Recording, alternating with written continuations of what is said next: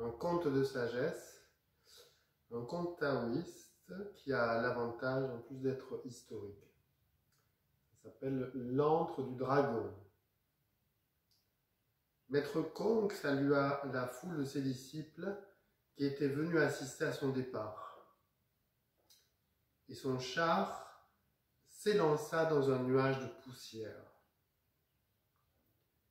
Parvenu à la capitale du royaume de Tchéou, le cocher arrêta l'attelage devant la bibliothèque royale.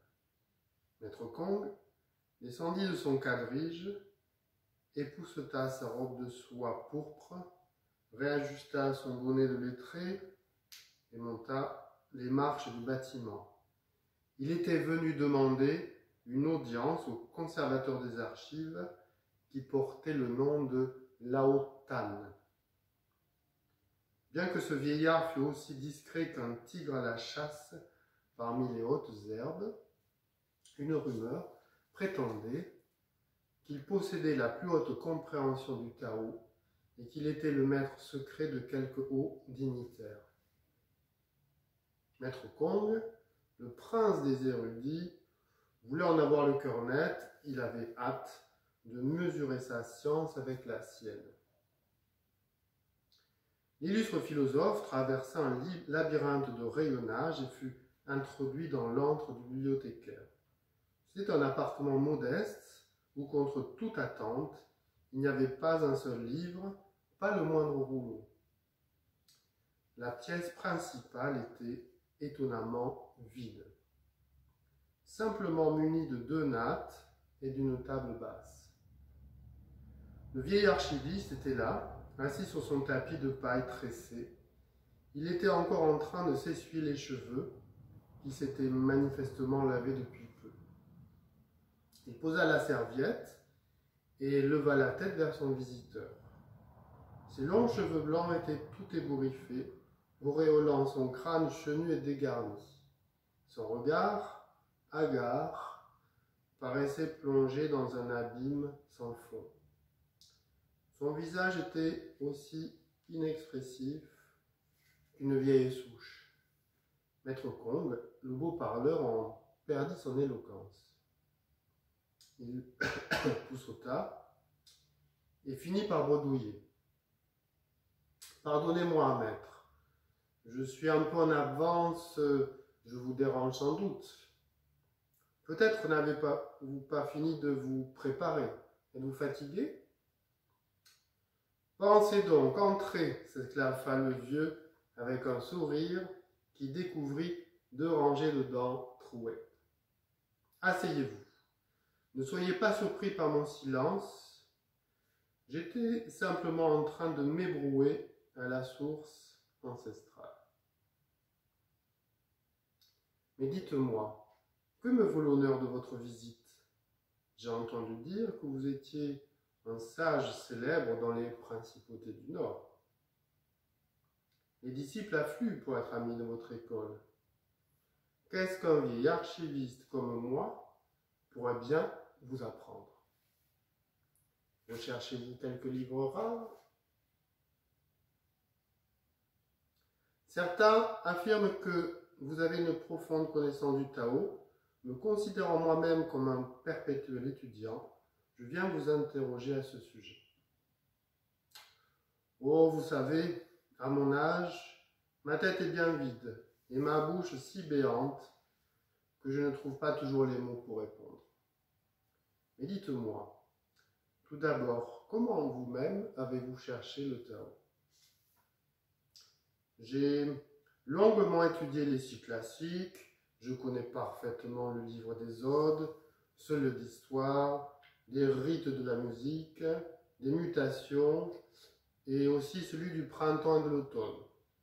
Je les ai compilés, expliqués et commentés, et j'en ai tiré des principes pour éclairer les êtres. Ces préceptes sont utiles aussi bien pour se gouverner soi-même que pour diriger un État. Le vieux Lao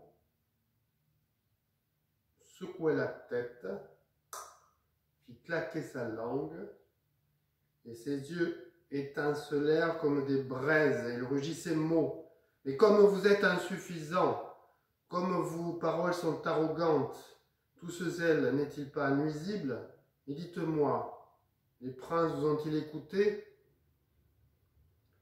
Le maître de la morale et des rites en oublia toute bienséance. Il retira son bonnet de lettré, s'épongea le front avec ses longues manches, soupira bruyamment et répondit. Il est vrai que les gouvernants ont du mal à mettre en pratique mes conseils.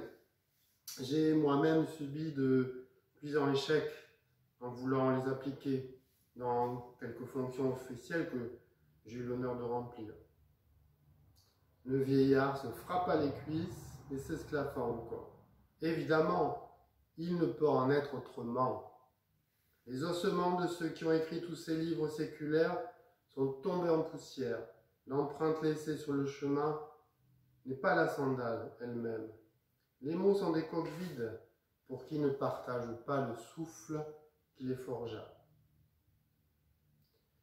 Celui qui s'adonne à l'étude gonfle jour après jour.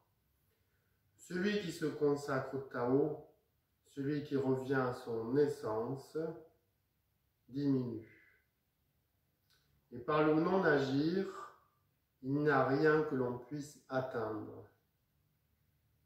De même que l'eau d'une source jaillit spontanément, la vertu de l'homme parfait est naturelle et ne nécessite aucun perfectionnement. Lâchez tout ce fatras de règles morales qui troublent l'esprit et retournez à votre nature originelle. Maître Kong, le virtuose de la rhétorique, en resta bouche bée, le visage cramoisi. Il s'inclina machinalement et quitta la pièce sans un mot. Et quand son char s'arrêta dans la cour de sa demeure, ses disciples accoururent comme une nuée d'abeilles avides de boire le nectar de ses paroles. « Dites-nous, maître, comment s'est passé votre entretien avec ce Lao Tan ?» Le philosophe fronça les sourcils et la mine renfrognée répondit. Un oiseau qui vole, on peut l'atteindre par une flèche. Un poisson qui nage dans les eaux profondes, on peut le prendre dans un filet. Mais le dragon qui s'élance dans les airs, qui peut bien l'arrêter? Et ce Lao Tan en est un. Maître Kong resta 3 jours sans parler ni manger. Il passa 3 mois enfermé chez lui sans recevoir personne. Et quand il sortit enfin de ses appartements, ce fut pour retourner directement à la bibliothèque royale de Tchéou afin d'y affronter à nouveau le vieux dragon. Et dès qu'il entra dans l'appartement du bibliothécaire, le philosophe s'inclina jusqu'à terre et déclara: « Les corbeaux et les pies couvent leurs œufs, les poissons projettent leurs frais, la naissance du cadet fait pleurer l'aîné, la chenille se métamorphose en papillon. Et voilà bien longtemps que je ne participe plus à ces changements qui sont la loi du monde, la loi simple du monde. Comment pourrais-je leur vouloir enseigner et transformer les autres ?» Le vieil archiviste sourit et murmura: « C'est bien. Vous avez trouvé l'entrée du sentier. » Tel fut le coup de maître que réussit Lao Tan, plus connu sous le nom de Lao Tzu, le vieux, le patriarche des taoïstes. Il réussit le tour de force d'arracher à la mélasse du mental Maître Kong, l'indécrottable moraliste, pour lui faire humer l'arôme subtil du Tao. Un Maître Kong qui passa ensuite à la postérité sous le nom universellement connu de Confucius. Mais après cet exploit, sans doute avec une satisfaction mêlée de lassitude, pour l'immense travail spirituel qu'il avait accompli, Lao Tzu abandonna sa charge de bibliothécaire. Et sans rien dire à personne, sans laisser le moindre écrit, sans même saluer ses disciples, il s'en alla aux premières lueurs de l'aube, juché sur un buffle à la toison bleutée.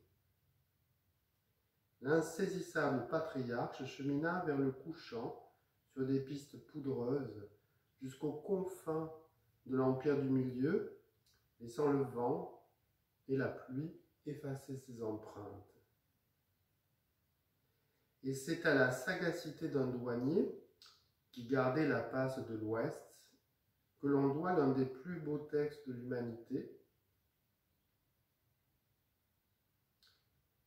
Le garde-frontière reconnut en effet le personnage qu'il avait croisé autrefois alors qu'il consultait les archives de Tchéou.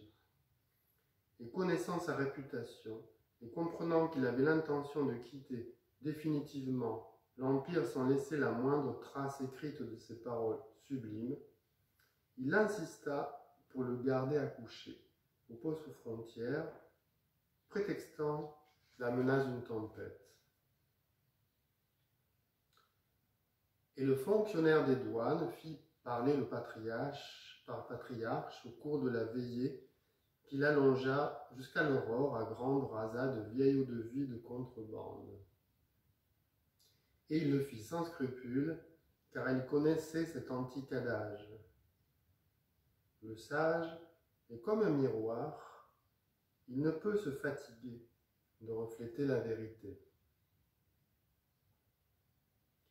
Lao Tzu fut éloquent au-delà de toute mesure, et l'obscur employé de l'octroi nota son verbe de feu avec l'application d'un bureaucrate tatillon.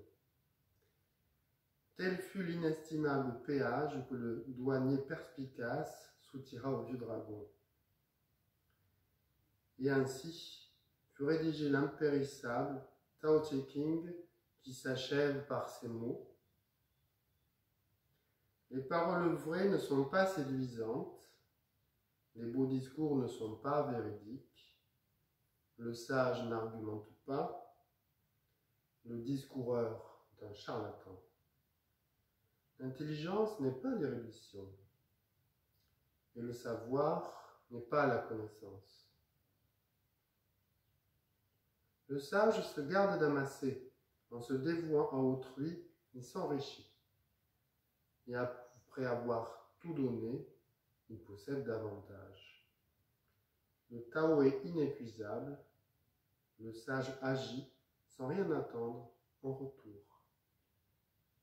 Merci.